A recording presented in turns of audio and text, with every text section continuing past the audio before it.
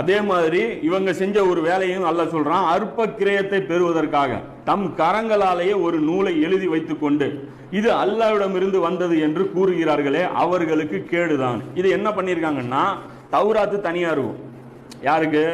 பனி இஸ்ரேலுக்கு. தல்மூத்துன்னு ஒரு புக் வச்சிருக்கானுங்க, இதுவும் அல்லாஹ்வுடைய மூலத்திலிருந்து வந்தது அப்படின்னு சொல்லி இது இட்டுக்கட்டி வச்சிருக்கிறானு. அந்த புக்கே தனி.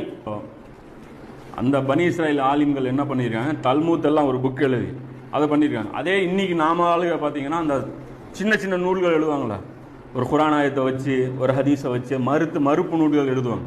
இப்போ அதையும் ஒப்பிடலாம். சரியான நூல்களும் இருக்குது. அதான் நூல் எழுதுறதே தப்புன்னெலாம் சொல்லக்கூடாது.